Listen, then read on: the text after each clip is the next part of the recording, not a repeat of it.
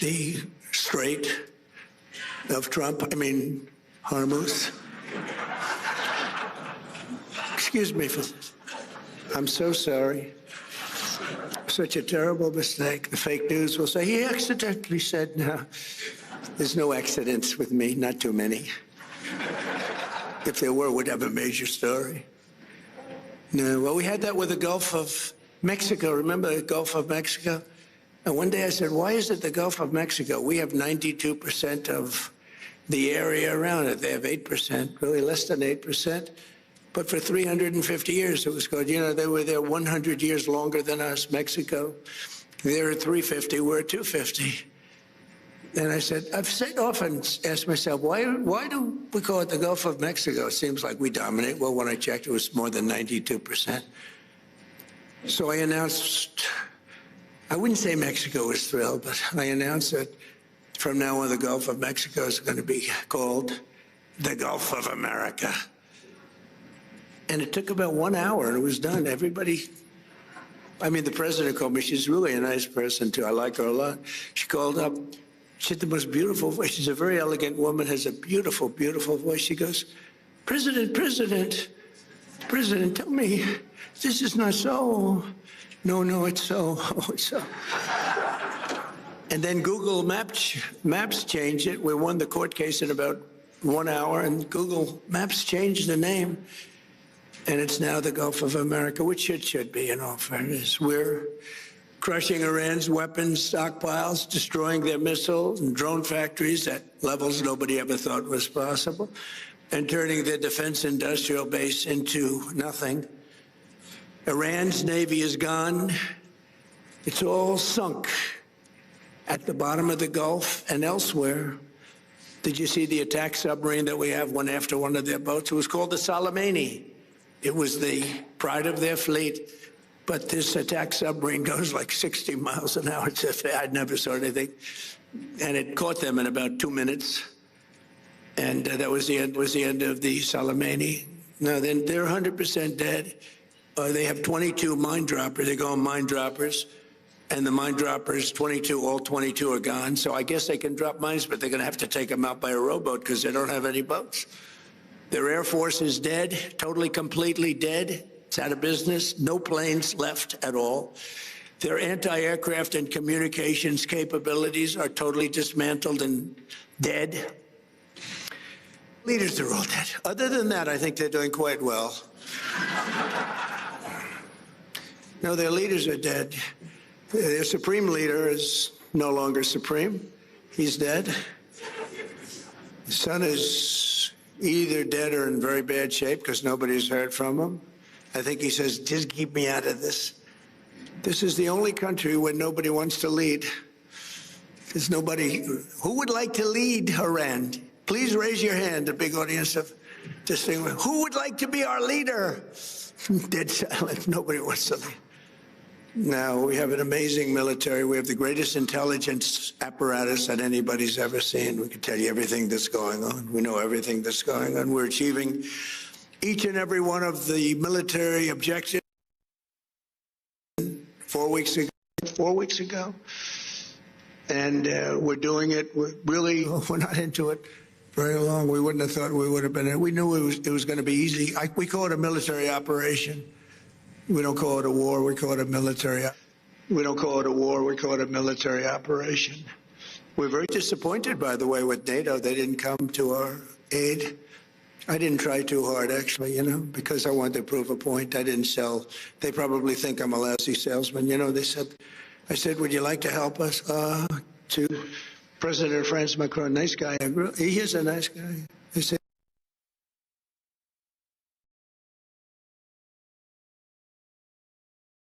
before we start. And UK, our longest ally, nobody ever thought this was possible. I said to the Prime Minister, I said, Mr. Prime Minister, we'd like you have 2 aircraft carriers. They're little ones. They're not very good. I know they don't go fast, and I know they don't work very well, but we could probably use them maybe for helicopters. And they said, yes, so. And they said, yes, so, yes, we are preparing them.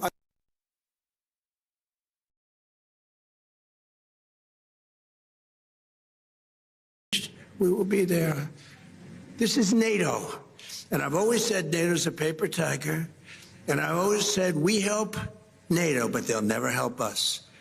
And if the big one ever happened, and I don't think it will, but if the big one ever happened, I guarantee you they wouldn't be there.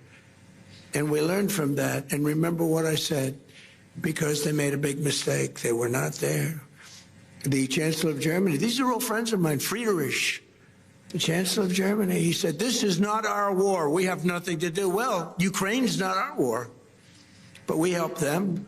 I wouldn't have had to help. If I were president, that war would have never happened. But we had a man of a very low IQ as president, and he had no idea what the hell it was. I was listening to him talk. I said, he's forcing an issue that's going to be trouble, and it turned out to be trouble. Last week, 28,000 soldiers died. The week before that, 32,000 soldiers died. I think we're going to... चाय मिले तो हो जाए प्यार चाय तो है दिल का इज़हार I settled 8 wars, and this should have been one of the easier ones, but the hatred between President Putin and President Zelensky is extreme. Never good. Hatred's a bad thing when you're trying to settle a war. I want to thank the entire kingdom of Saudi Arabia, who've been very helpful, unlike NATO. Saudi Arabia fought, Qatar fought, UAE fought, Bahrain fought. And Kuwait fought, even though they shot down 3 of our planes with the finest missiles. We could have done without that. They didn't know they were our planes. They wasted 3 great Patriot missiles, and you have to say there's nothing like these Patriots. You know, we had an attack of 101 a few days ago. 101 missiles shot at a very valuable thing that we had floating on the water, namely an aircraft carrier, biggest in the world. And they were shot, 101, going 2,500 miles an hour. And out of the 101 missiles shot, 101 missiles were shot down and spread out all over the sea. Pretty amazing. That's called incredible technology, right, Steve? That's called great tech. Now think of it, 101 missiles going 2,500 miles an hour. You don't have a lot of time. And these aren't necessarily weightlifting shoulders. These are very smart people doing that. And I watched them. I watched their performance. Missiles launched. It's almost like they're bored by it. They have like 9 seconds ahead of FIFA, the most powerful man in sports. Johnny, you never choked. Right? These guys can't choke, but they're very smart. High IQs. We need high IQs. We have too many low IQ people. But what happened is, you have to see it. It's very cool. Missiles launched, missiles launching. They're launching. Okay, we're ready. 101 missiles coming at them. All right, we have to have like 11 seconds to make a determination. Then at 7 seconds, fire. It's the most unbelievable thing. Fire, boom, fire, boom. One at a time, just knocked them out like they were nothing. Genius. It's like unbelievable. I mean, to think and we have the technology nobody has. Look at what happened in Venezuela. They had other equipment, not ours. They made the mistake of using other equipment. Didn't work too well. And Venezuela was, took 45 minutes. It was a 45-minute war. This one's bigger. It's a bigger country, a lot more powerful. It's a lot more powerful, but it's not powerful anymore. Within 2 days, I think the damage was done, but now it's really done. Now we're just going after targets, and they have no anti-aircraft, so we're just floating over the top. Looking for whatever we want, and we're hitting it. And we have another 3,554 targets left, and that'll be done pretty quickly. And then at some point we're going to have to determine what we do. But they've never seen anything like it. When we hit Venezuela, that's a very strong military country. They have soldiers. If you've ever been there, I've been there. They have a lot of soldiers walking around all over the place. Everyone's a soldier. Very military kind of a place. And there was a professional general, really good. And he said, we were all set for him. We knew there was a problem when we noticed at 1 o'clock in the morning, every 32 seconds, another airplane, a very fast plane, was coming off the deck of an aircraft carrier. That's actually the biggest aircraft carrier in the world. And every 32 seconds, boom, boom, boom. And it was 1 o'clock in the morning, so we said, okay, I think we're in trouble. But they were ready for us, Johnny. And we were ready. He said we were ready. And then they hit us, and they came from 17 different angles. They were here, they were there. We ran for our lives. It was over. And it was over. And then we took this guy who was a very bad guy, and within literally minutes, he was in the back of a helicopter in a house that was in a big military base with thousands and thousands of soldiers. The house was all steel, with steel doors, steel everything. They had the small steel doors, the big storage. We were equipped for anything. Even the big one would have been opened within 30 seconds. They walked in with blowtorches. And within minutes, he was out of the house, being thrown into the helicopter, sailing away, and the soldiers just looked. Bye. Bye. Enjoy your trip, sir.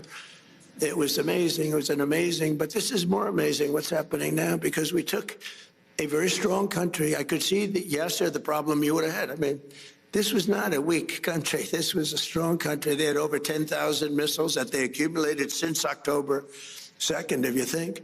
Since the B-2s, really since the B-2s, they accumulated them in a matter of months, 6 months.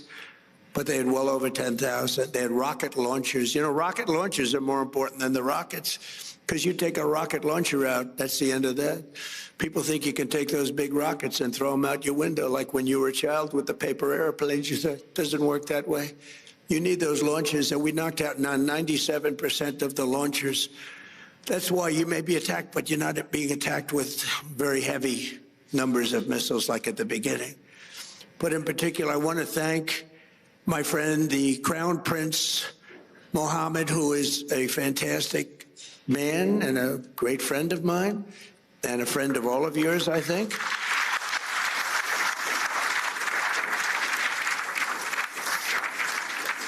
And he's a warrior. He's a warrior. He was not afraid of this country that, frankly, he should have been afraid of, because they're very powerful. I want to thank Tamim, because Tamim is, these three people have been unbelievable. Tamim, and then UAE, Mohammed. These are three great people. And they were under tremendous attack, unexpected attack. And they weren't thinking this was going to happen. Nobody was. And they turned against them and really became very powerfully aligned. And they were with us, but they weren't with us very obliquely. They were with us. But I think that I have to acknowledge for their bravery, because they were being hit pretty hard. All three of them, they were being hit pretty hard.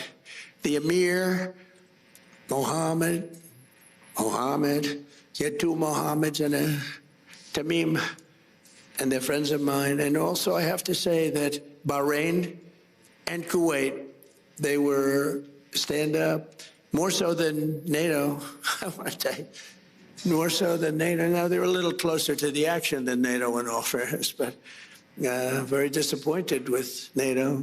But I wasn't disappointed with our allies in the Middle East and others. And others. We had tremendous support from countries that were not in the general area, but they were tremendously supportive. I think Turkey was fantastic, actually fantastic, and they stayed out of things that we asked them to, and he's a great leader. He's a great leader. And Indonesia was great. We had so many great, you learn who your friends are, really do. You learn who your friends are. And, but Indonesia, Turkey, and so many other countries, but the five were great.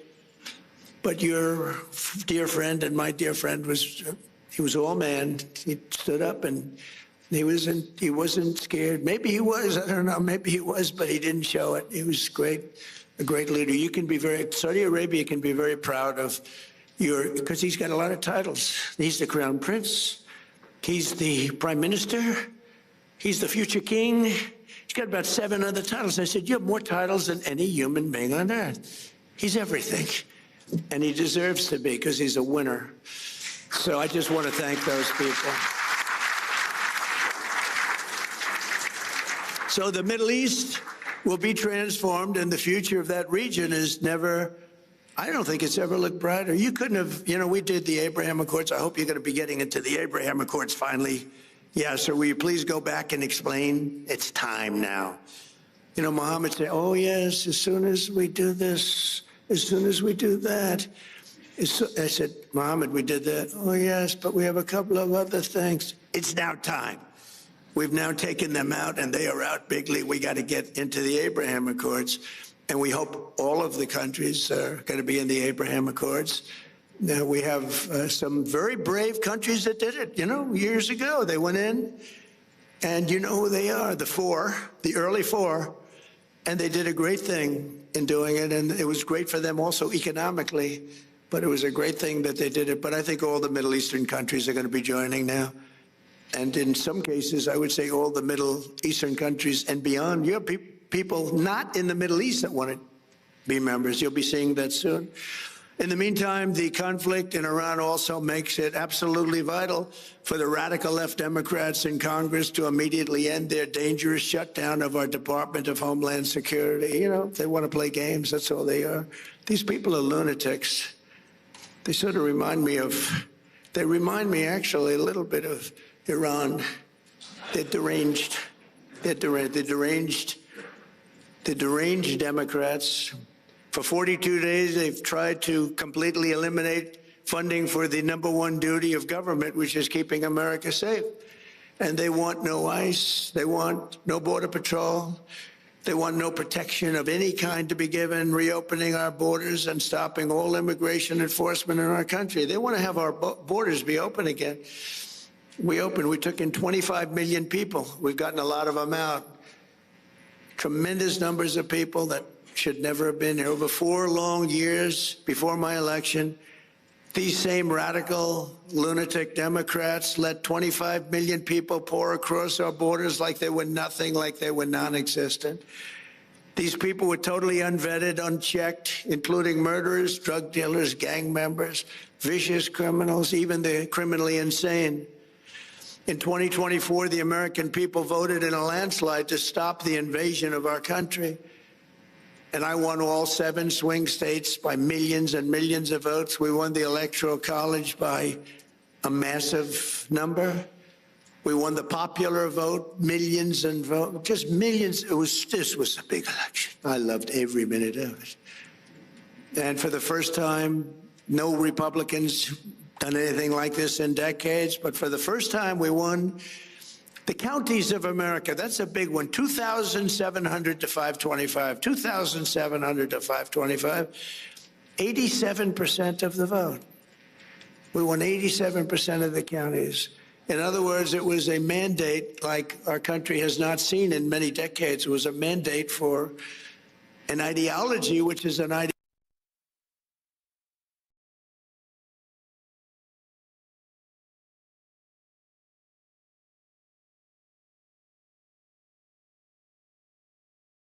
they've ever been before. You know, I heard the other day, I think that he's losing the MAGA base. I said, really? Because of the war. See, I get into a war. Of course, they call it a war. I call it a military conflict. But there's a reason for that. But you get into a war or a military conflict for you, and then they say, my base. I said, no. MAGA is stronger than ever because MAGAs make America great again. But my MAGA people, which is the greatest phrase in the history of politics, it's the most important movement by far, probably in the history of the world. I mean, you know, there's never been anything like this. And in fact, just a few days ago, you have to understand, the fake news right back, oh, that's a lot of fake news. Yeah, so you brought a lot of fake news with you. They must know you're going to make a speech at some point because look at the... But what happened is the fake news was saying, he may, they hope. You know, it's like, oh, we got to get rid of this guy. They say, he may be losing his MAGA base. And that would be maybe the end of him. And then I happened to be watching CNN, which is terrible. They treat me terribly. In fact, just a few days ago, CNN had a poll that had me at 100% of MAGA voters. They said they've never seen anything like that. Can you put that up? I actually said if you could put it up. Do you have the technology to put it up? Go ahead, give it a shot. You know, sometimes you look at the polling data and there are numbers that just jump off the screen at you, and this is one of those. Because just take a look here. MAGA GOP view of Trump. Approve 100%. 100%. If you are a member of MAGA and the GOP, you approve of Donald John Trump. 0% say that they disapprove. You don't have to be a mathematical genius to know you can't go higher than 100%. He is the 1972 Miami Dolphins. Good technology, thank you. I figured you'd have good tech. I said, I wonder if they could put that poll up. We just did it 2 minutes ago. No, but I was watching this and I'm hearing them saying, could he be losing the MAGA base? I don't think so. You know why? Because MAGA wants to win, number one. Number two, they want our country protected. They don't want another country out there that's hostile and crazy to have a nuclear weapon. And number three, they like us protecting certain allies, whether it's Israel or Saudi Arabia or Qatar or UAE, any of them. They want that. MAGA wants strength and they want victory. They want success. And that's what we have. And we have been very, very successful. You know, when I went into Venezuela, I said, because I campaigned on the fact peace through strength, you wouldn't have to use it. I said, you'll never have to use it. But sometimes use it. And Cuba's next, by the way, but pretend I didn't say that, please. Pretend I didn't say that. Please, please, please, media, please disregard that statement. Thank you very much. Cuba's next. So despite the radical left Democrat shutdown, we will continue to defend the sovereign borders of the United States of America, and we'll defend our allies. And your ally, you didn't know they were that tough, did you? You didn't know. They were pretty tough, Iran. Not tough anymore. Now we'll continue to deport dangerous criminal aliens from our country. Just days ago, an 18-year-old girl in Chicago named Sheridan Gorman was gunned down by a savage criminal alien led in by Sleepy Joe Biden and released in a Democrat sanctuary city. He was an animal. The same month, an 83-year-old veteran, highly regarded person, was shoved onto the subway tracks and murdered by an illegal alien with a long criminal history in New York City. These are vicious criminal thugs, disgusting human beings that Democrats have defunded our airports to protect. They want our airports to be defunded so that these people can come into our country. Not going to happen. We're not going to have it. That's why this week I deployed ICE to our airports to help reduce the delays. The people there are doing a great job, but they didn't want to pay them. The Democrats didn't want to pay them. And a short time ago, I also ordered emergency funding to resume paying the TSA agents immediately. They're getting paid. Democrats must stop their dangerous and destructive shutdown and reopen the Department of Homeland Security without delay. And it's time that they start thinking properly. That's why they lost in such a landslide and put America first. It's time that they start thinking about America first. And we're honored to be joined tonight by many distinguished guests from around the world, including FII Institute Chairman Yasser Al-Romayan. Where are you, Yasser? Come here, stand up. Yes, yes, please. What a nice name. What a nice name. And his son, Faisal.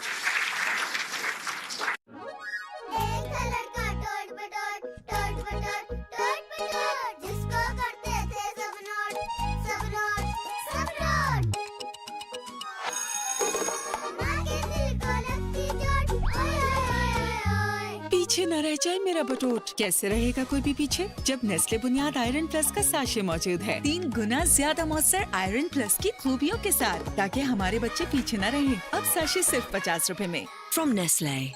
Jadon, thank you very much. Thank you very much. Nice to see you again. Good job. I mean, if you want to be a minister of finance, Saudi Arabia is a good place to do it, right? You don't have any dearth. There's no dearth of funds. Most places they say, where are we going to get the money? How about a tax increase? Minister of State, Mohammed Al-Sheikh. Mohammed, thank you very much. Great honor. Chairman of the Saudi Esports Federation, His Royal Highness Prince Faisal. And of course, please. Thank you. And of course, the kingdom's wonderful ambassador to the United States, Her Royal Highness Princess Rima, who's great.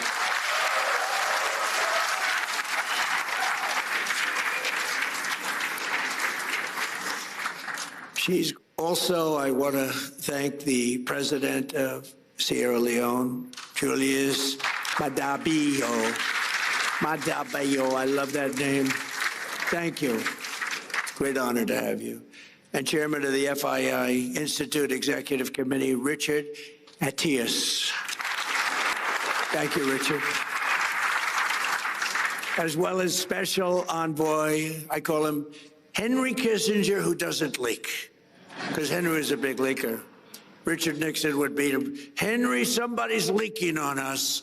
There's somebody leaking. Henry would say, we'll get to the bottom. It was Henry that was leaking.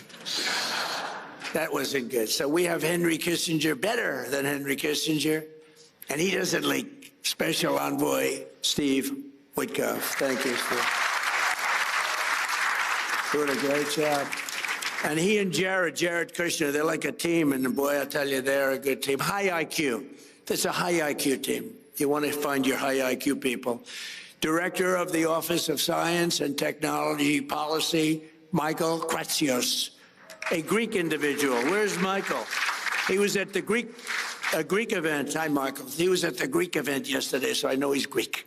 They asked me, please, sir, would you introduce Michael? CMS administrator, a phenomenal man, a brilliant man. You know, he had a show on television for like 20 years that was so great. I was on his show. He said, would you do me a favor? Would you go on my show? I said, yeah, I'll go on your show. It's a big show. It was very successful. And I went on his show, and he determined that I should lose weight. This is what I went through. He said, I think you should lose weight. I said, I don't need you saying that in front of millions of people. You don't have to tell me that. But he's a great guy, and I don't know how he ever got the job after that, but he's the most powerful man, actually. Medicine, him and Bobby, what a team. Bobby is great. He's great. Dr. Oz, you know that, Mehmet Oz. Right? And they're coming up with things that are amazing, a little out of the box, but the out of the box guys are really finding things that are amazing. Autism, that's so important to us. We want to find out why is it happening in such large numbers all over the world, but why is it happening in our country all over the world? And you're coming up with some pretty impressive studies and answers. A really good friend of mine, the president of FIFA, Gianni Infantino, and Johnny is great. You know, when I didn't get the Nobel Peace Prize, you got to understand, I don't care. Norway has lost so credible. I stopped 8 wars. I even stopped India and Pakistan. And they were going at it for a week. They had 9 planes already shot down. They were in a war. I stopped them. You know how I stopped them? I said, if you keep fighting, I'm going to put a 250% tariff on each one. No, you cannot do that. I said, I'm doing it. All right, we won't fight anymore. That's how I stopped them. I used tariffs to stop. You ever hear of anything like that? It was too much for them to bear. But they were going to be in a war, and the prime minister, actually a great guy, the prime minister of Pakistan said President Trump saved 30 to 50 million people, 2 nuclear countries would have happened. And I figured, if I don't get the Nobel Prize for Peace, nobody will ever get it. I didn't get it. I'm not surprised. I didn't get it. And the person that got it was shocked. She's a wonderful woman, too, by the way. And she said, no, I don't deserve it. President Trump does. Nobody deserves it. Nobody ever does. I stopped 8 wars, Yasser. Do you know what that is? 8 wars. You didn't stop 8 wars. You started 8 wars, Yasser. I stopped 8 wars.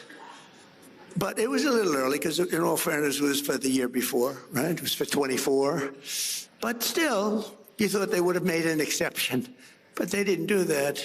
You watch what happens. But it was sort of amazing. So she was so nice, and she actually came to the White House and she presented me with her award. She's a wonderful woman.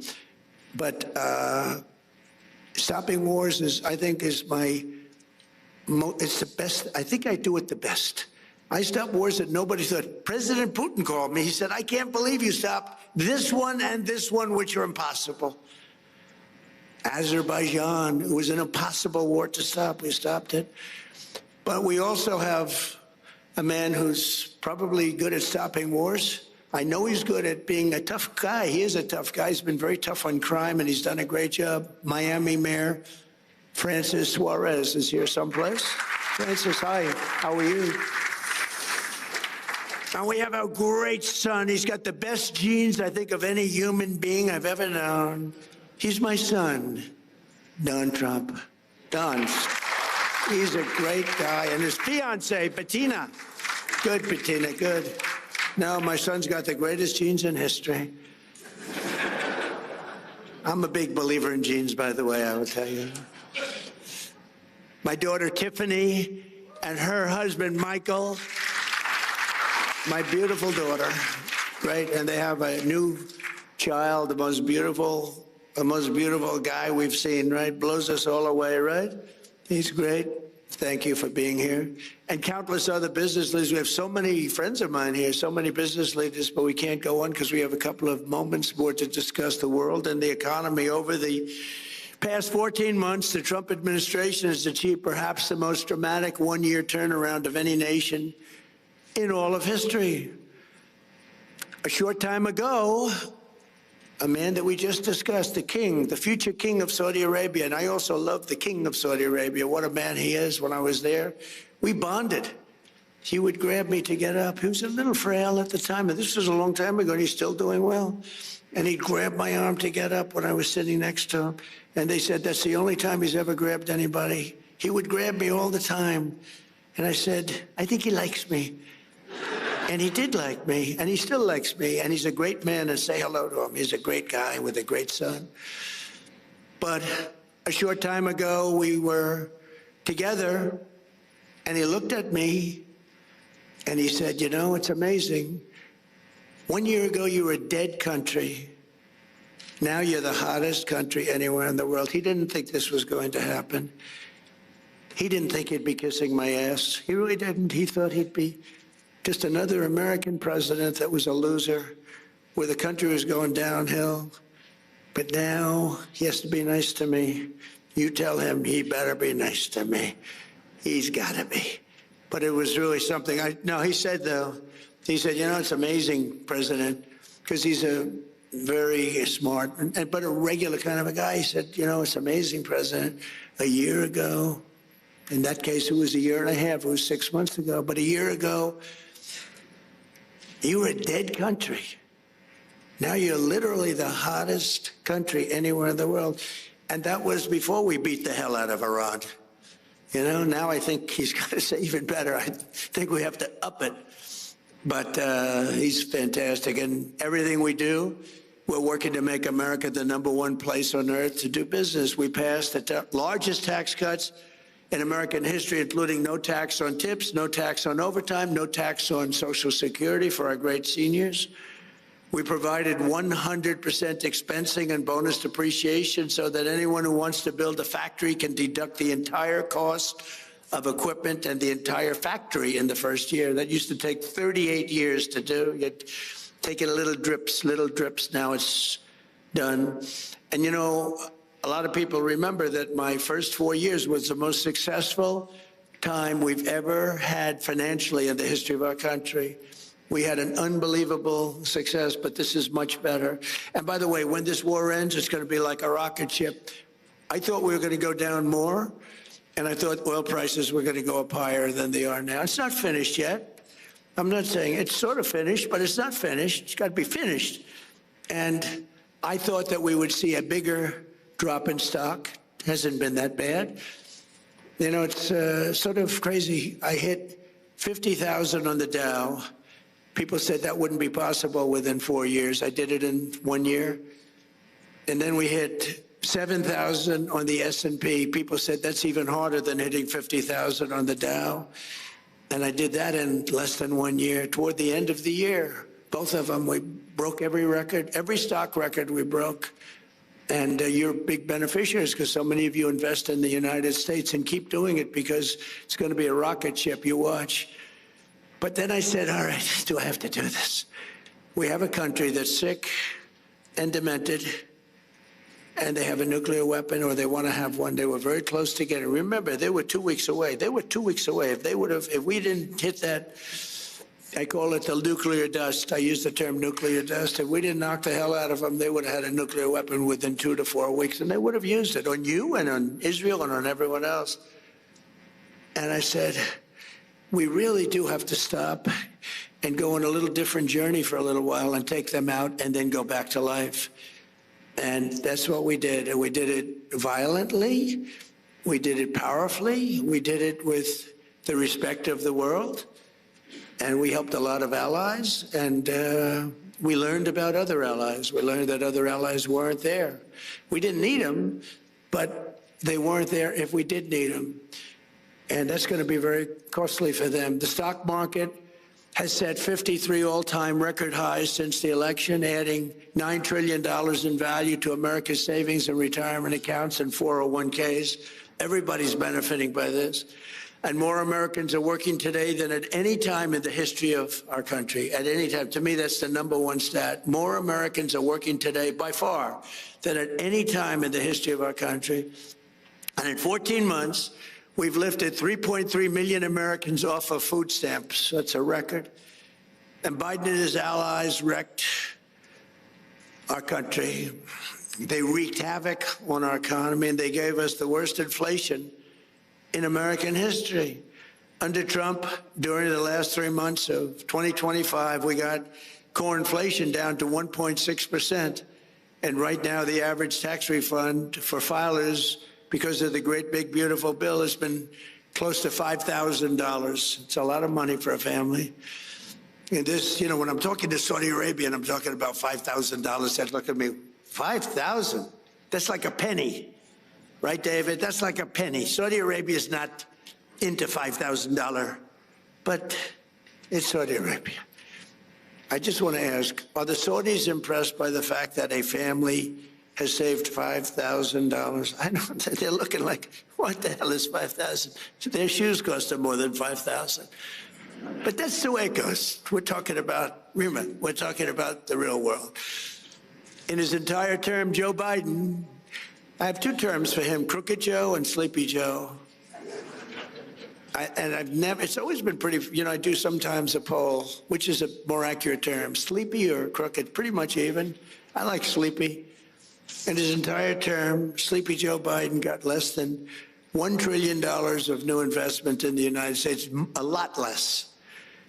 And in our first 11 months, the 12th month is coming, it's going to be big, we did $18 trillion. Think of it, less than $1 trillion for 4 years. In 11 months, we did $18 trillion. And we have factories being built all over the country at a level that's never been seen before. And a lot of that has to do with the fact that I allow these plants and everything to build their own electricity. Well, we need big electricity. They're all building their own electricity. But a lot of it has to do with the tax bill, a lot of them, because it's really the biggest tax reduction bill in history, the great big beautiful bill. And a lot of it has to do with the 1-year deductibility where you build a plant and you take the whole thing as a deduction. I did that in my first term also, but I had it for 1 year. Now I have it for 10 years. So it's pretty amazing, and it's pretty amazing what we're seeing. But it all started with our historic visit to the Kingdom of Saudi Arabia. My first visit was to the future king. And on that first foreign trip of my presidency last May, the Crown Prince announced that Saudi Arabia would be investing an incredible almost $1 trillion in the United States, which he later increased. As just a few examples of these new partnerships, Oracle will be building a $14 billion worth of cloud computing and AI infrastructure in the kingdom. I didn't know that, David. We have to talk to your father about that. Why isn't he doing it here, David? I'm very upset with you. And by the way, David has done a very good job. David Ellis said he just had a very big win. And your father's very proud of you because your father said, that's a tough one. And you got it. You got it done. It's going to be a great success. You're going to be a great success. You're going to blow away your father. And he'll be very happy about that because he loves you. But it's a great family. Great family. Say hello to him, okay? You're going to have a big, big success with the deal he made. Boeing is selling dozens of 737 airplanes in a deal valued at $4.8 billion and supporting approximately 20,000 U.S. jobs. And during our trip, the United States and Saudi Arabia, and I must say also Qatar, we visited, they were fantastic. And UAE, we visited, they were fantastic, all three of them. We took in a total of almost $3 trillion from just those three countries.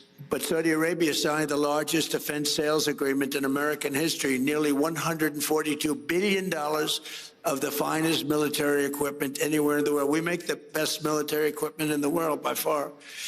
Nobody's ever figured out the Patriot. I mean, when you can shoot down 101 out of 101, that's good stuff, right? And those suckers are traveling at 2,000, Mr. Minister, 2,500 miles an hour. You better hope you don't have chokers sitting behind that desk. Because if they're about 1 second late, that's the end of it. You know, you say, well, we missed them. They're coming. When I hosted the Crown Prince at the White House last fall, we officially designated the kingdom as a major non-NATO ally, first time. And for the very first time, we agreed to sell Saudi Arabia perhaps the most capable fighter jet ever built, the F-35. The F-35 is amazing, and we sell them very sparingly. We don't want other people to have them. I'm confident that this partnership and so many others around the world will continue to grow and thrive because under President Trump, America once again fights and competes for one thing. We fight to win. We fight for justice and we fight to win. We don't fight to be politically correct like we did under other presidents where we fought to just keep fighting. Eid के लम्हों को खास बनाने के लिए कभी छोटी सी मेहनत भी बड़ी खुशियां ले आती है। मेहंदी की खुशबू, चूड़ियों की खनक और घर भर में फैलती हुई मिठास। इन्हीं लम्हों से तो बनती है ईद खास। क्योंकि ईद सिर्फ एक त्योहार नहीं, ये वो लम्हे हैं जो यादों में बस जाते हैं। और जब घर वाले साथ हो तो हर नवाला बन जाता है एक खास याद। और इन यादों में कुछ खास हमारे खाने में। कौसर बनास्पति और cooking oils. Took about 4 years. When I went over and I met General Kane, I said, how long will it take? 4 weeks, sir. You have a lot of time left over. I said, wait a minute. Did you say 4 weeks? 4 weeks, sir. It'll take 4 weeks. You have a lot of time left over. That's our new head of the Joint Chiefs of Staff. And he said, how do you do that? Well, sir, we were only able to fight from this one very far away location because nobody wanted to use all of our portable runways that we have all over the Middle East. We have portable runways, can you believe it? We have everything. But nobody wanted to use them because they didn't want to insult the country where the runway was located. I said, they wouldn't even know. Do you think some country's going to know when we have jets taking off? They don't know. He said, well, I agree with you, sir, but whether they know or not, who cares? He said, so we have about 17 locations that we could take off. From this one, it took 8 hours to get to the destination. By the time we got there, we had to refuel all the time, and we had to come back. And he said, but we have 17 different locations, sir. And, sir, we're going to hit them from the left. We're going to hit them from the right. We're going to hit them from the east and the west. And we're going to hit them from above. And you could see he was getting crazy. And I said, what's your first name? He said, Raisin, sir. What do you mean, Raisin? My name is Raisin. He said, you mean your name is Raisin Kane? And he said, yes, sir. You're the guy I'm looking for. I've been looking for you for 4 frickin' years. I found Raisin Kane. His first name is Dan, but his nickname is Raisin. And I love that. I loved Raisin Kane. And I said, if I ever get in, this was before I decided to even run, I said, if I ever run and if I win, that guy's going to be the head of the Joint Chiefs of Staff. That's exactly what happened. Then he was all for me, and I'm all for him, but he's a great general. He's like one of these football coaches that's great. You know, there's some great ones, Johnny, right? And all they do is they sit, their wives are complaining, everyone's complaining. They they don't see anybody. They just go into the room and they study film and tape it. Then they go out and win, and everyone says, how come? And other guys are out there playing golf. They're not winning. And he's been great, and Pete Hegseth has been amazing. He's been amazing. Pete has done a great job. He was born for it. I really believe he was born for it. We have a lot of great people. We have a lot. We had a great first 4 years, but the people we have now, you know, look, when I won, I'd never done it before. I ran. Everyone thought I was doing it for fun. Even Steve Witkoff, he said, you're doing it for fun, right? No, I guess. I don't know. I didn't know what I was doing it for. Maybe. But they all said, no, he's going to run. And in September, he's going to have a lot of fun. He'll drop out. And then the debates came, and I did good in the debates. And we're knocking people off, all senators, governors, mostly senators and governors, all professional politicians, smart guys. You can't be stupid and be a senator or a governor. It doesn't work that well. Other than Biden, he got lucky. He was in a room. They locked him in a room, and he never got to talk. So, but that's a whole other story. But I ran, and then all of a sudden, there were 18 people, including me. Then there were 15. Then there were 12. Then there were 9. Then there were 6, 5. It's like a rocket ship. 4. And then all of a sudden, I won. But I never did it before. I went to Washington. I said, I've only been here 17 times, and I've never slept over. I didn't know anybody. So I had to take recommendations from rhinos and some good people. I mean, there were recommendations, and some were really good. I mean, I had some great people. Look, I rebuilt our entire military in the first term. We got the largest tax cuts in history, the largest regulation cuts in history in the first term. We did good, but I didn't have the same people generally. But I went home and I watched this thing closely. And by that time, I knew the good, the bad, and the ugly. I knew the good ones. I knew the bad ones. And when I came back, I picked great people. We have an unbelievable, we're talking military now, but we have an unbelievable group because I got to know it. I was never in Washington. You know, it's hard. I never ran for class president. All of a sudden, ladies and gentlemen, your next president of the United States is Donald Trump. I said, really? I never did this before. Johnny, I said, how the hell did this happen, right? But it did happen, and we had a great first term. But the second term is blowing it away, to be honest with you. It's really blowing it away. And when we decide to leave, you know, regime change, I guess we change the regime. The regime gets blown up every 2 days. No, everybody's afraid to announce who's the head. We don't even know who the hell the leader is. So I think we have regime change already. But we're going to be, at some point, we'll be leaving. And I think you're going to see a rocket ship because we won't have that dark cloud hanging over our heads, Steve, right, that we did before, which was a nuclear-armed, sick country of Iran, because it might have affected your country, Saudi Arabia, and the others, and it certainly affected Israel more than anybody, the hatred they have for Israel, but it also affected us. Because with modern-day equipment, they can fly. And how about the fact that they flew a missile 2,700 miles the other day? They didn't say they had that. Nobody knew they had that. Went 2,700 miles. So we learned a lot, but we're determined to have the best technology, the brightest minds, the greatest businesses, and the strongest economic and security partnerships of any nation, anywhere in the world. And for this reason, we're also committed to ensuring the United States remains #1 in artificial intelligence. We're doing great. We're leading China by a lot. And I'll not allow radical left maniacs to sacrifice American AI leadership to red tape or political correctness. It's going good. We're doing really well. We're building factories all over America, the biggest in the world.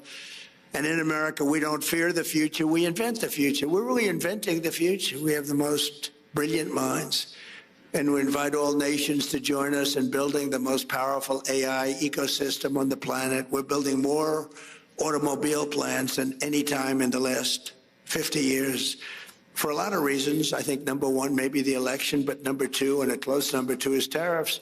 The tariffs are driving people in from Canada, Mexico, Germany, Japan, South Korea. They're coming in. We're building auto plants all over the United States, tens of billions. I met Mr. Toyota in Japan. I said, what's your name? He's about 92 years old. Sharp as a tack. What's your name? Toyota. I said, you're rich. I said, do you have anything to do with automobiles? Yes. What do you have to do with Toyota? I own it.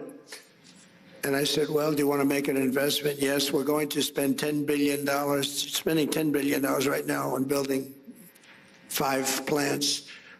Everybody is. They're all coming into America. We're going to be hotter than we were 70 years ago when we dominated the automobile. We made all of the cars. My administration has also worked tirelessly to ensure that America remains at the bleeding edge of crypto revolution. We're really doing great. And if we're not going to do it, then China is going to take it over. They want to do it. We're going to be the undisputed crypto capital and Bitcoin superpower of the world. Bitcoin's very powerful. It's all becoming powerful. So many people now, they want to pay you in crypto. They want to pay you in Bitcoin. And we have to be at the top of it in all of these, call it an industry. Last year, I signed the landmark Genius Act into law, creating a clear and simple framework for dollar-backed stablecoins. And this was a historic achievement, and I'll not allow Democrats and their big bank donors, although they've had a lot of support for crypto. They will say that. The Democrats have been very strong on crypto. They want to see it too, which is shocking if you want to know the truth. But we don't want any pointless regulations or needless restrictions. We want to have free enterprise, open. America became the world financial capital because we were the strongest and the freest nation on earth, and the Trump administration's going to keep it that way. We're very open. And I tell people, if you have problems, call me. And some of them are amazed. I actually take their call and get their problem solved. For 4 long years, our country was pushed to the brink of destruction by radicals and thugs and stupid people who punished success, pillaged our economy, dismantled our borders, and surrendered our strength. But today, all of that is behind us. Our country is prospering again, I think, like never before. I would say, you know, it's amazing. I knew I'd do it. I didn't know I was going to do it. I had no idea it was going to be this fast. But you never know. I had no idea I'd be going into Iran. I didn't think we'd have to do that. But it turned out we did, because they became more and more radicalized and more threatening. Our economy is booming again, and America is respected again all over the world, perhaps like never before. With the help of business leaders, innovators, allies, and partners like those in this room, incredible people in this room, incredible success stories, the most successful people in the world.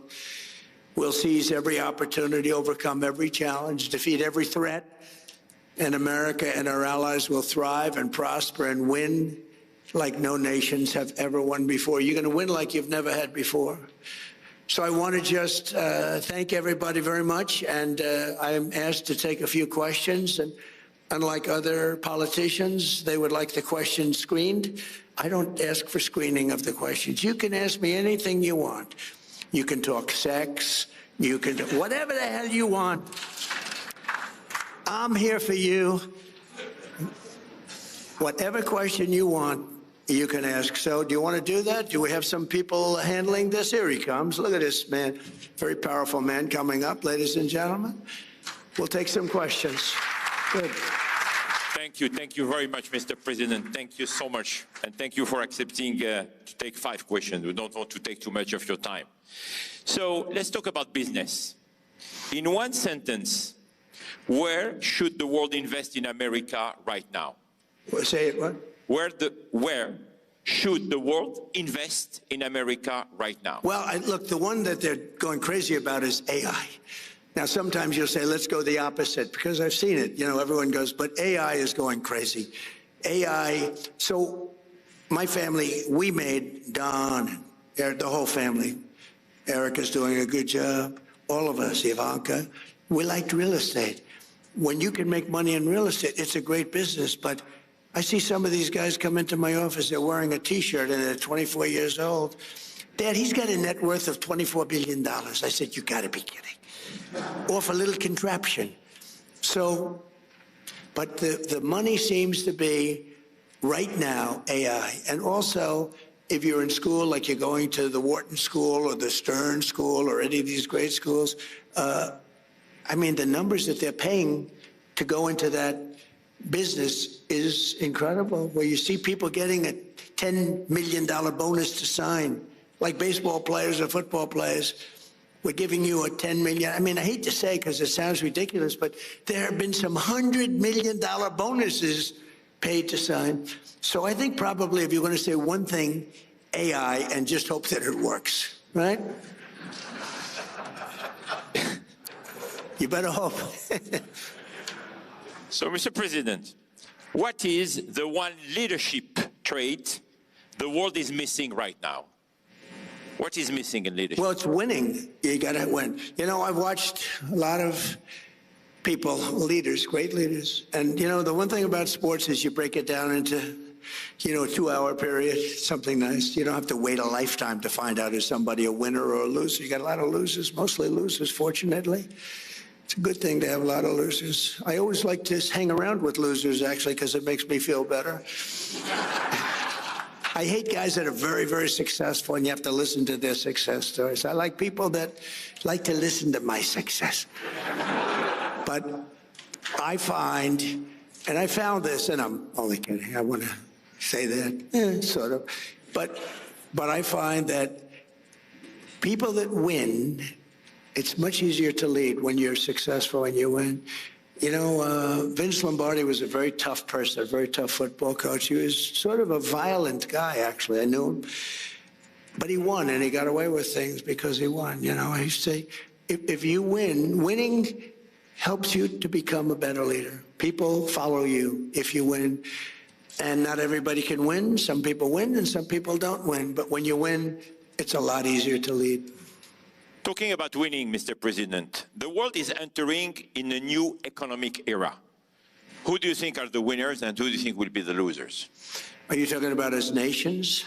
Yes.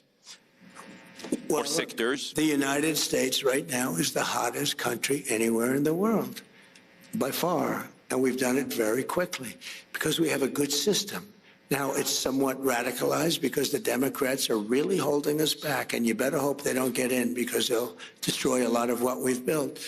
But right now, the United States, as the king, future king of Saudi Arabia said, we're the hottest country anywhere in the world. I must say I respect China greatly because it's amazing that with a system that in theory shouldn't work, you know, we go to school and we go to the best business schools and we do well in those schools. And we read about free entrepreneurship, and we read about all of these different things. But you look at China, how well they do, how well they manufacture. I mean, they manufacture cars so many that they actually have a contest for who can manufacture the least cars because they have so many cars. You have to have great respect for China for the job they do. Like them or not like them, you have to respect them. So precisely, you will be going to China in May. Yes, I'll be going. We had a meeting, and I called up President Xi. I get along really well with him. He even approved the TikTok deal. He said, I will not approve that deal to other people, not to me. And I thought it was good if we could keep it going. I like it because I'm the #1 person on TikTok. Can you believe it? I put a chart up there, another chart. You want to put another chart up? Like we did with fake news, CNN. And I said, you know, let's see what happens. So we got a group of very big investors, the biggest investors, and they really wanted to buy TikTok. And I did very well on TikTok in the election. I won the youth. You know, I did tremendously well with youth because of TikTok and other things, certain interviews, etc. But I did very well. And I sort of developed a liking for it. And I was told that it will never be approved by China. You had to get approval. And I didn't really care. And then it got to a point where all of these very successful people were willing to pay a lot of money for TikTok. And I called up President Xi. I said, do me a favor. Will you approve it, please? It's good. It's good for China, good for us, good for everybody. Would you do me a favor? I know you said it was a hard no. And I said, I know you said no to everybody, but you haven't said no to me. Would you do me a favor? Would you approve it? It's good for China. It's good for us. You have a lot of big investors. They're investing in China also. They have a lot of money in China.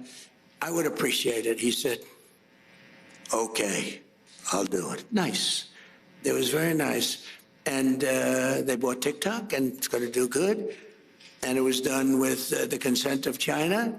We get along well with China. You know, China used to take big advantage of us, but they don't take advantage of us anymore. Now we compete very nicely with China. We put tariffs on China. The tariffs got too high at one. Karachi में best biryani कहाँ मिलेगी? मेरे घर पे मिलेगी क्योंकि ये ले आई है नेशनल की बॉम्बे बिरयानी कराची खास। जो भी घर लाए कराची की बेस्ट बिरयानी बनाए। ट्राई करके देखो कराची की बेस्ट बिरयानी। ये हुई ना कराची वाली बात। But that's crazy. I got a little carried away. So I got him down to 100. Then I took him down a little more, and I'll never forget, I took him down a little bit from 145 to 100, and the fake news said, Donald Trump collapses in China. They're paying 100%. Nobody pays 100. So anyway, we got it down. And now we have a great business relationship with China. I've always had a good relationship with President Xi, except for the COVID situation, because I wasn't thrilled about that. He wasn't thrilled either, by the way, but I wasn't thrilled. But I have great respect for him as a leader. And we had a deal. I was going there, and I didn't want to go during the war. I said, look, you know, we have a thing called a war, or as they would rather say, a military operation. This is for legal reasons. I say military because as a military operation, I don't need any approvals.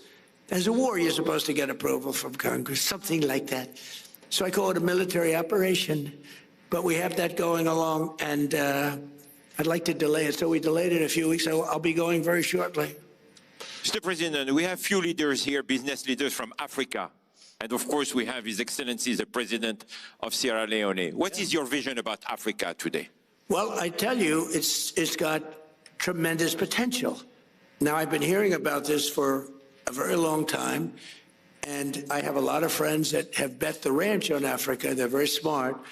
It's got tremendous earth. It's got tremendous value underground, which is a very important. So do we. So does America. We have the most oil and gas and coal and everything of any nation on earth. It's a big advantage.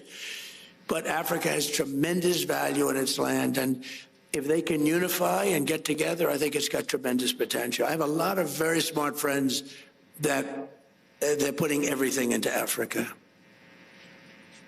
What do you think, Mr. President, is today the biggest mistake that leaders are making right now? Not sticking together. I think that NATO made a terrible mistake when they wouldn't send a small amount of military armament, when they wouldn't send just even acknowledge what we were doing for the world and taking on Iran. I never considered it very risky, but war is always risk. You know, a lot of strange things happen in war that are very bad, but I didn't consider it. I know how great I'm. We're the greatest military by far anywhere. There was nobody close. I didn't think there was a big risk, but there's always surprises with war. They can be very bad surprises. I mean, wars are lost that should be won. Many wars are lost. You think a country is going to wipe somebody out, and they end up getting wiped out themselves. So it's always risky.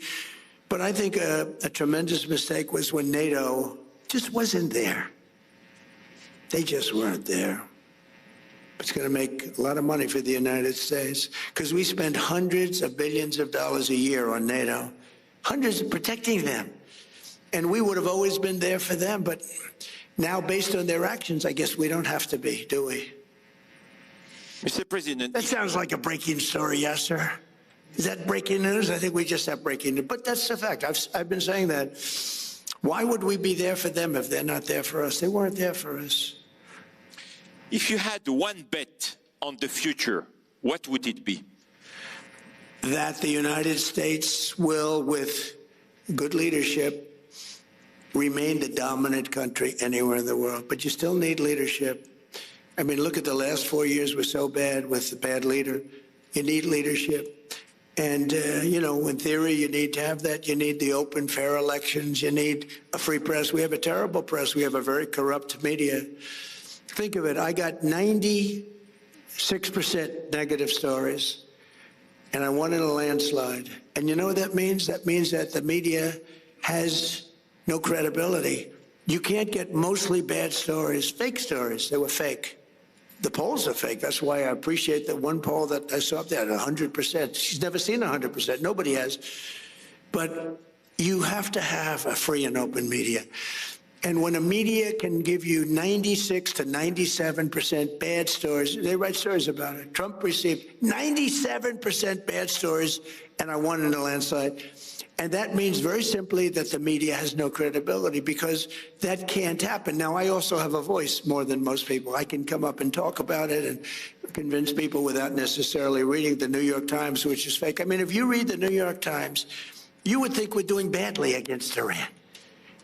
Remember, they have no Navy, wiped out. 159 ships at the bottom of the sea in 3 days. They have no Air Force, all wiped out. They have very few missiles left. Their drones are at a minimum. Their factories are gone. Their leaders are gone. The leaders are all dead. They're all dead. Nobody ever heard of the people that are left. And if you read the Times, you think we're doing poorly. It's almost treasonous, I have to be honest. It's almost treasonous. But fortunately, we have other media that's fair and honest and honorable. And you have to go out and do some of your own talking, because nobody else will. You know the expression? I have to sell myself because nobody else will. My last question, Mr. President, is the same question I asked you last year. What do you want your legacy to be? Well, I'll tell you what. So I told you that I settled 8 wars. That means millions and millions of people. And some of those wars were going on. One was 34 years, one was 32 years, one was 29 years, one was 22 years.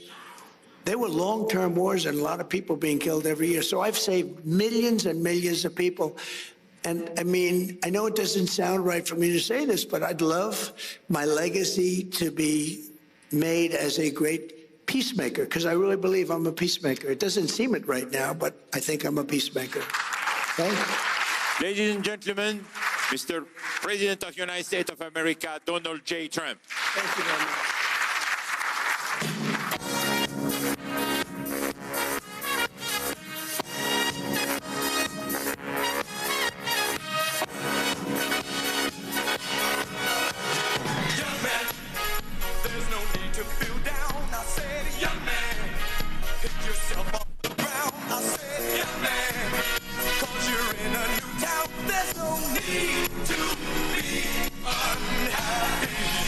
अमरीकी सदर Donald Trump Florida Miami में खिताब कर रहे थे। तवील खिताब किया उन्होंने और मौजूदा ख़ास तौर पर ईरान जंग के हवाले से तफसीली तौर पर उन्होंने गुफ्तगू की। कहा कि ईरान मुज़ाकरात कर रहा है, ईरान को अपना हुर्मज़ खोलनी पड़ेगी। मिड नाइट हैमर ऑपरेशन के बाद भी ईरान ने एटमी सलाहियत पर काम जारी रखा। उन्होंने कहा कि ईरान के पास एटम बम होता तो वो इसराइल के खिलाफ इस्तेमाल कर सकता था।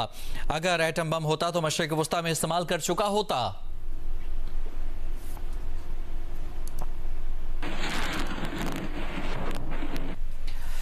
खबर शामिल करेंगे। ईरान ने इसराइल पर क्लस्टर बमों की बारिश कर दी, जबकि कुवैत में अमेरिका के 6 बहरी जहाज तबाह करने और दुबई में साहिल और होटल पर हमले करके कई अमेरिकी फौजियों को हलाक करने का दावा किया है। रूसी मीडिया के मुताबिक ईरान की जानिब से तल अवीव में कसीरुल मंजिला इमारतों को निशाना बनाया जा रहा है।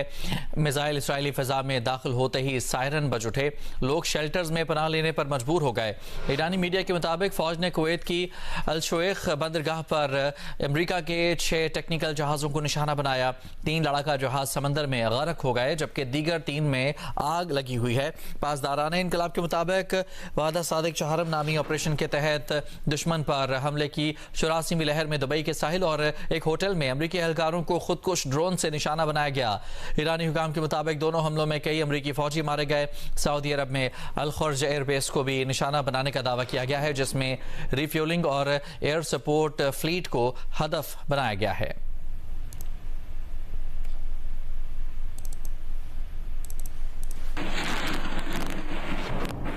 ईरानी मीडिया ने दावा किया है कि ईरान जंग के मामले पर इस्राईली वज़ीर आज़म बेंजामिन नेतन्याहू और मोसाद के सरबराह डेविड बार्निया के दरमियान इख्तलाफात शिद्दत इख्तियार कर गए हैं। मोसाद के सरबरा एक हफ्ते से वज़ीर-ए-आज़म नेतन्याहू की क़यादत में होने वाली अहम मीटिंग्स में शिरकत नहीं कर रहे। इमरानी खबर रसां इदारों के हवाले से इमरानी मीडिया का दावा है कि इख्तलाफात की बुनियाद इसराइली वज़ीर-ए-आज़म की जानिब से मोसाद सरबरा पर इल्ज़ामात बनी। नेतन्याहू ने इल्ज़ाम लगाया कि मोसाद सरबरा ने इसराइली हुकूमत को ईरानी फ़ौज की सलाहियतों, ईरान की सियासी और समाजी सूरत हाल से मुताल्लिक गलत मालूमात देकर गुमराह किया। मोसाद सरबरा की इन्हीं गलत मालूमात की बिना पर ईरान के खिलाफ जंग शुरू की गई, जिसका नतीजा गैर यकीनी है। जबकि शिकस्त हुई तो ये जंग इसराइल के वजूद के लिए खतरा बन सकती है। जबकि मोसाद का मौक़िफ़ है कि इसराइली वज़ीर-ए-आज़म को हक़ाइक़ पर मबनी रिपोर्ट्स दी गई थी, मगर नेतन्याहू ने अपने तौर पर जंग शुरू की और नाकामी की जिम्मेदारी इसराइली वज़ीर-ए-आज़म पर आयद होती है।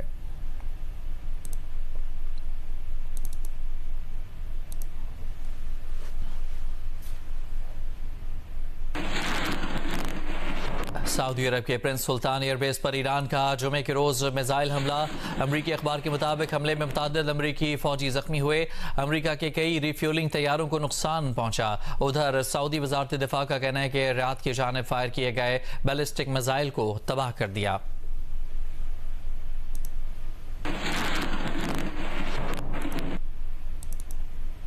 दुबई में तूफानी बारिश के दौरान बुर्ज खलीफा पर बिजली कड़कने की वीडियो सोशल मीडिया पर वायरल हो गई है। दुनिया की सबसे बुलंद इमारत पर बिजली कड़कने का ड्रामाई मंजर कैमरे की आंख में महफूज हो गया। खुशकिस्मती से इमारत को किसी नुकसान की कोई इतला नहीं मिली।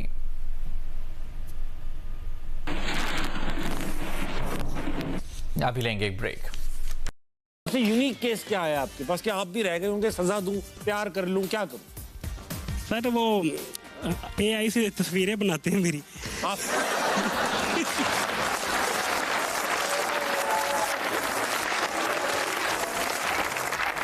काशिफ, आपने जिंदगी में आइंदा अपना तारुफ कभी ये कह के नहीं कराना कि मैं गुजरांवाला से, क्योंकि आप दूर से 2 मील से नजर आ जाते हैं गुजरांवाला के।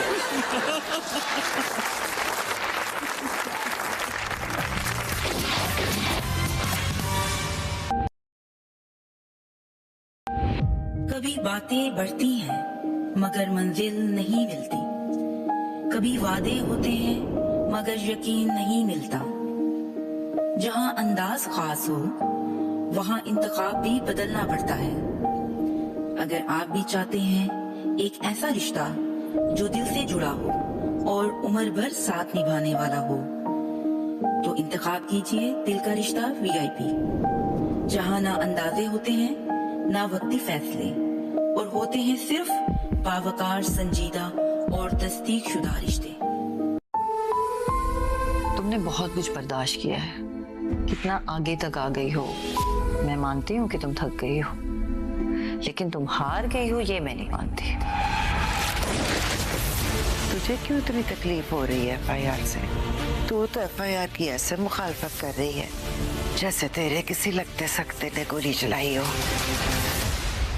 एक और पाकीज़ा बुध और जुमेरात की रात 8 बजे सिर्फ GEO पर। वक्त कैसे गुजर गया पता ही नहीं चला। कब ये छोटी सी गुड़िया मेरे बराबर की हो गई और अब रुखसत भी हो जाएगी, फिर मेरा क्या होगा? सही मैंने शहर में एक घर और दफ्तर का बंदोबस्त कर लिया है। फिर एक वादा तुमने और भी निभाना है जाने से पहले। जो हुक्म चाचा सही। सिर्फ निशा से निकाह करना है। अब बूढ़ी हो गई, तुम्हारी हिफाजत नहीं कर सकती। कल को मेरी आंख बंद हो गई तो फिर क्या होगा? इसलिए मैं चाहती हूँ कि तुम जल्द से जल्द अपने घर की हो जाओ। सलमा खाला को बोलिएगा कि पहले वो मेरी अम्मी के लिए रिश्ता देख कर लाएं, क्योंकि मैं और आप पहले अम्मी को इस घर से रुखसत करेंगे।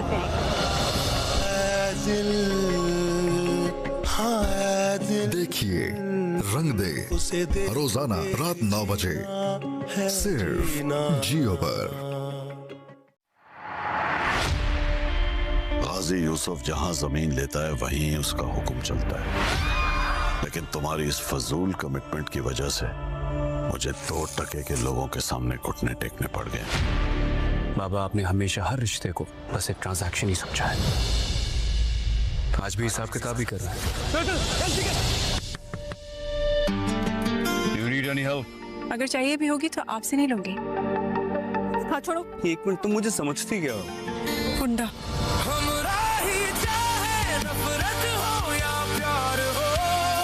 तुम्हें ऐसा लगता है कि सारी डकैती मैंने करवाई है? ठीक है, मैंने करवाई है। और तुम्हारे पास क़यामत तक का टाइम है, वापस लेके देखो।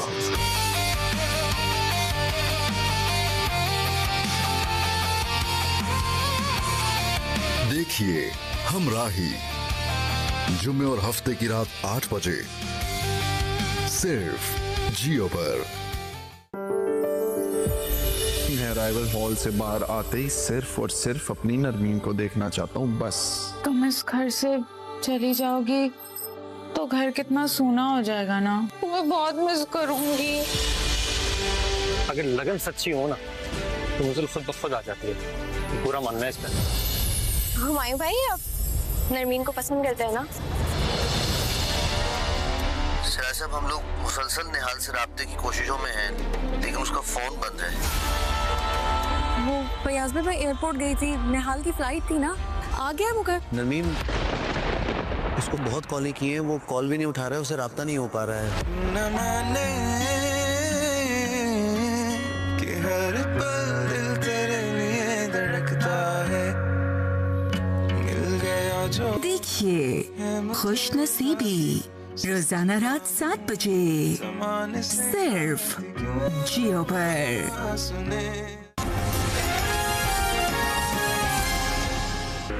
कान देखते हैं, पहुंचने नहीं देती, जहनों को पनपने नहीं देती, सवाल की चोट से गिरती है हर दीवार। आज शाज़ेब खानजादा के साथ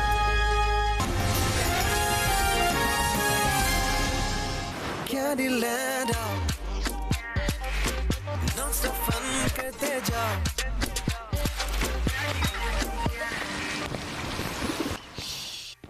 जियो न्यूज क्लॉक के लिए ताउन किया है करते जाओ।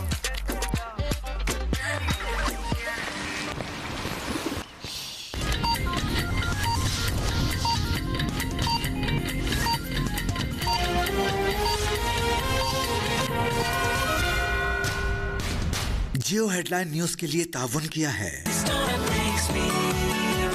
New peak free smile triple chocolate donut.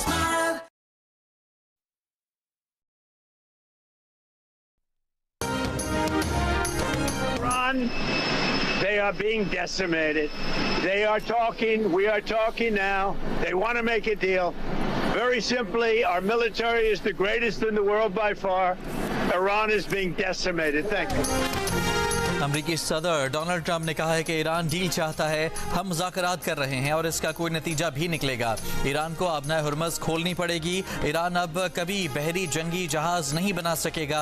हम ईरानी रजीम के खतरे को ख़त्म कर रहे हैं। ईरान के पास एटम बम होता तो वो इसराइल के खिलाफ इस्तेमाल कर सकता था। ईरान के पास एटम बम होता तो वो मशरिक़ वस्ता में इस्तेमाल कर चुका होता।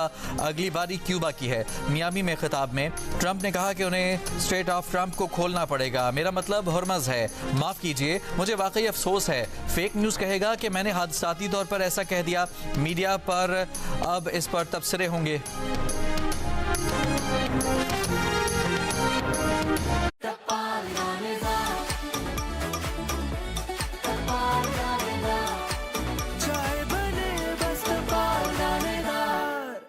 They have to open up the Strait of Trump. I mean, Hormuz. Excuse me for this. I'm so sorry. Such a terrible mistake. The fake news will say he accidentally said. No, there's no accidents with me. Not too many. If there were, we'd have a major story. Trump की जानिब से Iran की तवानाई तनसीबात पर हमले न करने के ऐलान के बावजूद इसराइल का ईरानी तवानाई तनसीबात पर हमला। इसराइल ने ईरान के एक बिजली घर, 2 स्टील के कारखानों और सिविलियन न्यूक्लियर तनसीब को निशाना बनाया। वो शहर न्यूक्लियर पावर प्लांट पर भी हमला। कोई जानी या माली नुकसान या तकनीकी नुकसान नहीं हुआ। ईरानी वज़ीर ख़ारजा अब्बास इराक़ची ने हमले की तस्दीक कर दी। उन्होंने कहा कि इसराइल का दावा है कि ये हमले अमरीका के साथ राबते से हुए। ईरानी वज़ीर ख़ारजा ने कहा कि ईरान इसराइली जराइम की भारी कीमत वसूल करेगा। पंजाब में भारी पानी की रिसर्च रिएक्टर पर हमले के बाद पासदारान इनकलाब की वार्निंग। खबरदार किया कि अमेरिका और इसराइल से वाबस्ता कंपनियों के अफराद फौरी तौर पर काम की जगहें छोड़ दें। इससे पहले अमेरिकी सदर ट्रंप ने ईरान की तवानाई तनसीबात पर हमले 10 रोज के लिए मौखर करने का ऐलान किया था।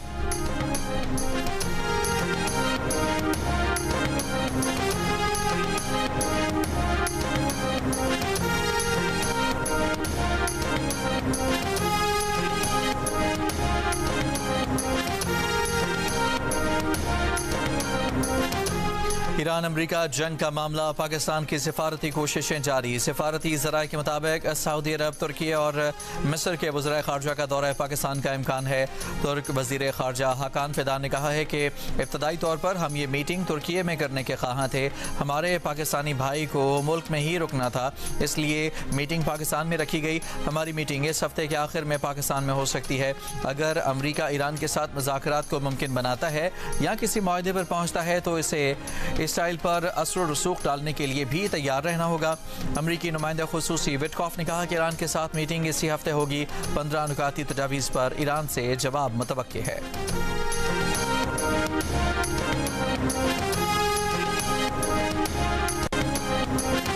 ईरान की जानिब से इसराइल पर क्लस्टर बमों से हमले। कुवैत में अमेरिका के 6 बहरी जहाज तबाह करने और दुबई में साहिल और होटल पर हमले करके कई अमेरिकी फौजियों को हलाक करने का दावा। 3 कंटेनर जहाज़ों की आबना हुर्मत से गुजरने की कोशिश नाकाम बना दी गई। अमरीकी अखबार के मुताबिक जुमे के रोज सऊदी अरब के प्रिंस सुल्तान एयरबेस पर ईरान ने मिसाइल हमला किया। हमले में मुतादिद अमरीकी फौजी जख्मी हुए। अमरीका के कई रीफ्यूलिंग तैयारों को नुकसान पहुंचा। उधर सऊदी वजारत दिफा ने कहा कि रियाद की जानिब फायर किए गए बैलिस्टिक मिसाइल को तबाह कर दिया।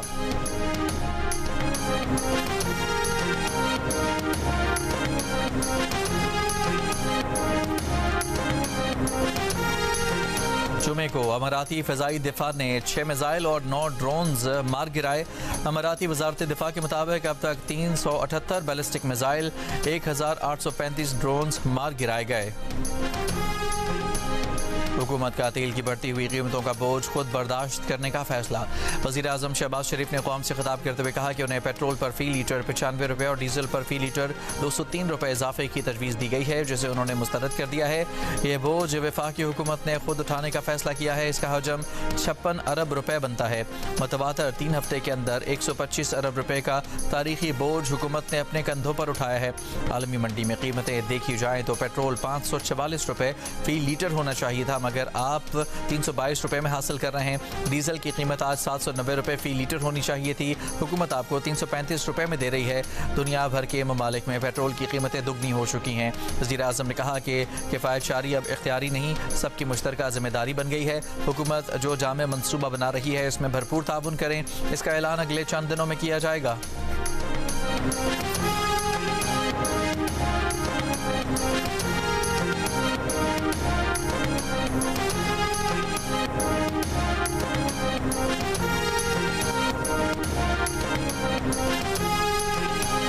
आज से मिट्टी का तेल 4 रुपये 66 पैसे फ़ी लीटर महंगा कर दिया गया। मिट्टी के तेल की नई कीमत 433 रुपये 40 पैसे फ़ी लीटर हो गई। नोटिफिकेशन जारी। पेट्रोल की फ़ी लीटर कीमत 321 रुपये 17 पैसे रहेगी। डीजल की फ़ी लीटर कीमत 335 रुपये 86 पैसे रहेगी।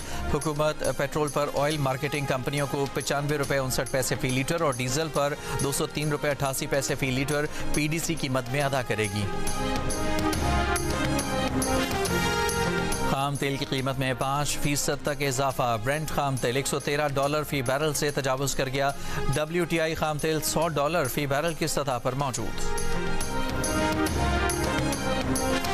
सऊदी वजारत दाखिला ने हमलों के मकामात को रिपोर्ट करने पर पाबंदी लगा दी। सऊदी वजारत दाखिला के मुताबिक मिसाइल और ड्रोन गिरने के मकामात की तस्वीर और वीडियोज़ बनाने और शाया करने पर पाबंदी है। हमलों के मकामात की मालूमात फैलाने से कानूनी कार्रवाई का सामना हो सकता है। मुर्तकिब अफराद के खिलाफ फौरी कानूनी और अदालती कार्रवाई की जाएगी।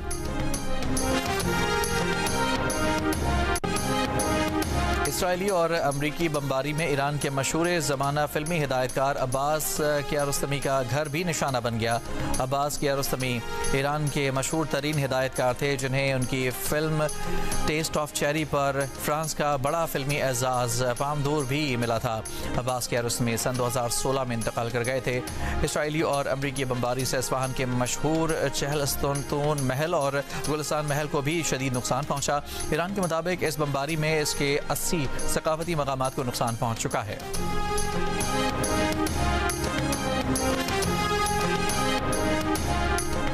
कराची के इलाके औरंगी टाउन में शहरियों के तशद्दुद से जख्मी 2 मुबैना डाकू हलाक हो गए। पुलिस के मुताबिक हलाक मुल्ज़मान ने दौरान वारदात फायरिंग करके 4 शहरियों को जख्मी किया था।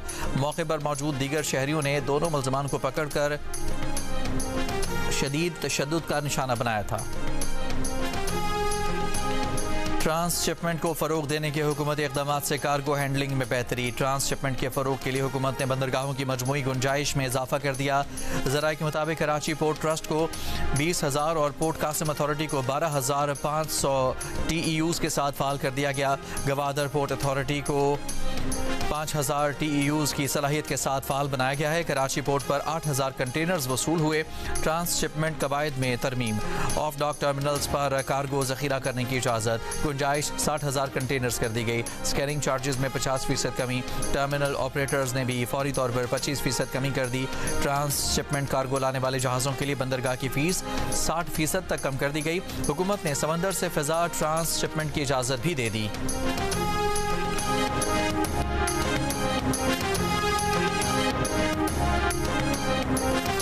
और दुबई में तूफानी बारिश के दौरान बुर्ज खलीफा पर बिजली कड़कने की वीडियो सोशल मीडिया पर viral.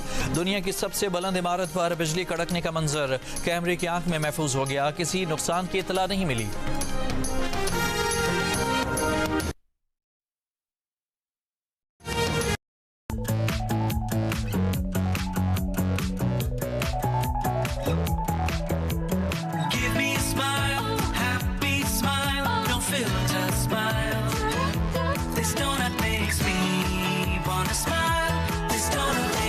New Peak Feed Smile Triple Chocolate Donut.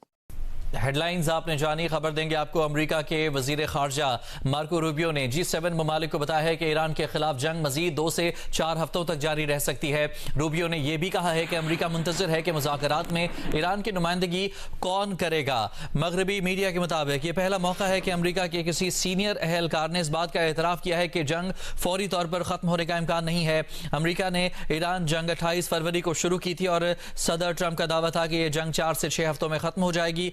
4 हफ्ते पहले ही मुकम्मल हो चुके हैं। रूबियो ने कहा कि 2 ईरानी अहलकार अमेरिका से मुज़ाकरात करना चाहते हैं, मगर उन्हें आला क़यादत से मंजूरी दरकार है। मार्को रूबियो ने यह भी बताया कि ईरान के साथ संजीदा नौइयत के मुज़ाकरात होने वाले हैं। ताहम मगरबी मीडिया के मुताबिक साथ ही हज़ारों अमरीकी फौजी भी खित्ते में भेजे जा रहे हैं, जिनका मकसद ईरान में ज़मीनी कार्रवाई करना है।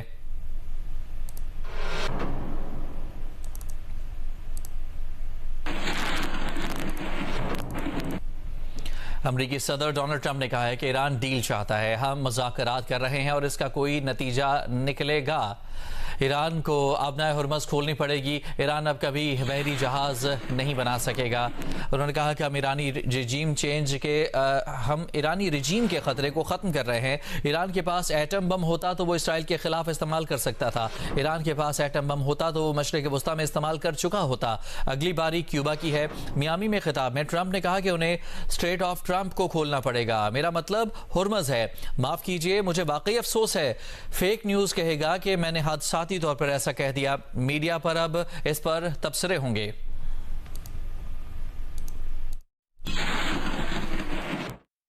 We're crushing Iran's currently as we speak. I just looked. We had another big day. We hit them. They don't know what's happening. Remember this? They lied about 3 days ago. I said, yeah, we're negotiating with Israel. We are not negotiating.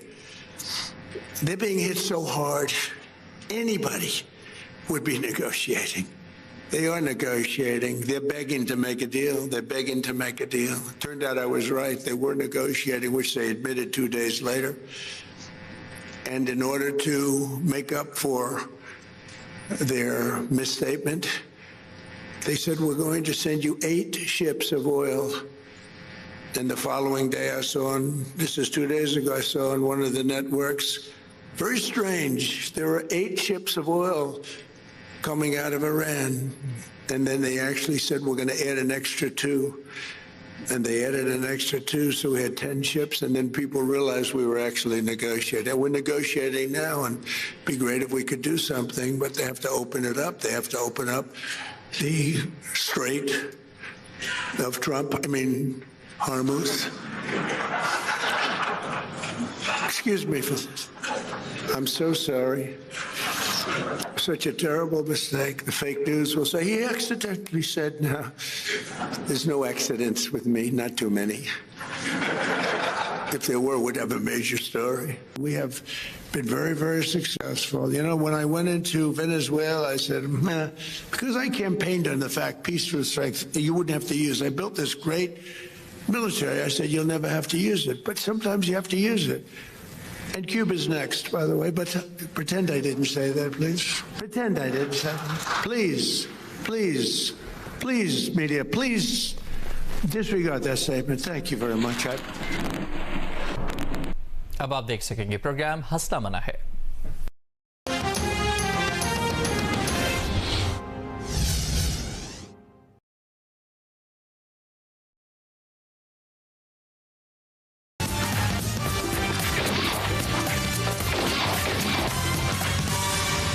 आज तो एक legend है, मगर सबसे पहले आ गया।